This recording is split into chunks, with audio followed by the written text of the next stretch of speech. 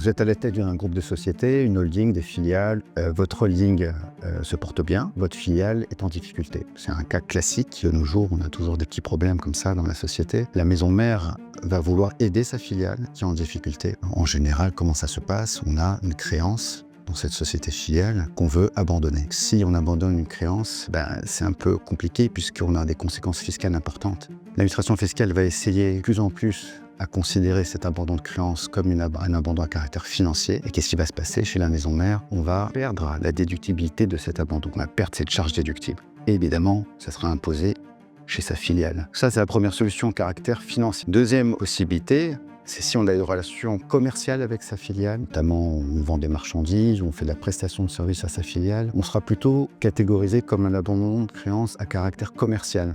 C'est un peu plus facile à déduire, on va pouvoir déduire la charge fiscale au niveau de la mère, cet abandon de créance est déductible et évidemment toujours imposable, mais comme on a cette symétrie entre la déduction et l'imposition, c'est neutre, on va dire, pour le groupe. Le problème qu'on a, c'est que c'est très difficile à prouver un abandon de créance à caractère commercial, puisque si on fait de la prestation de service, il faudra prouver la réalité des prestations et on va rentrer dans un débat éternel avec l'administration fiscale où ils vont essayer, eux, de vous prouver que plutôt c'est un abandon à caractère financier. C'est pas évident de démontrer ce caractère commercial de l'abandon. Pour éviter tous ces problèmes-là, on a des solutions beaucoup plus avantageuses et beaucoup plus faciles à faire valoir. La solution que nous, on propose dans ce cas-là, c'est de considérer cette créance comme une créance qu'on va incorporer au capital. On va donc proposer une augmentation de capital chez la filiale en incorporant la créance qui est due à la mère.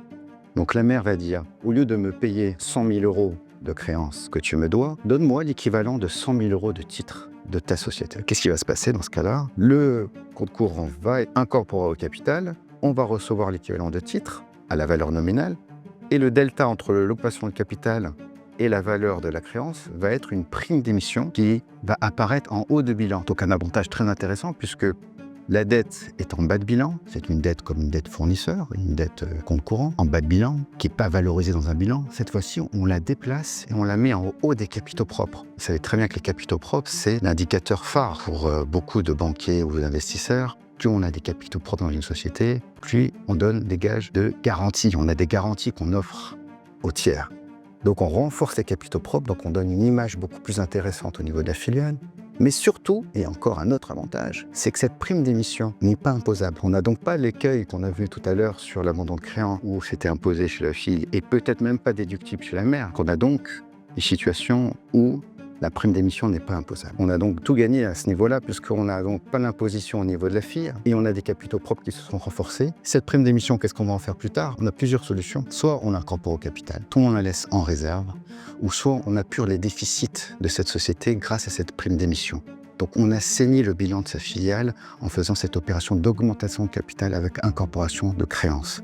Donc on a tout gagné à tous les niveaux et c'est une opération qu'on peut évidemment vous aider à faire au niveau de votre groupe de société.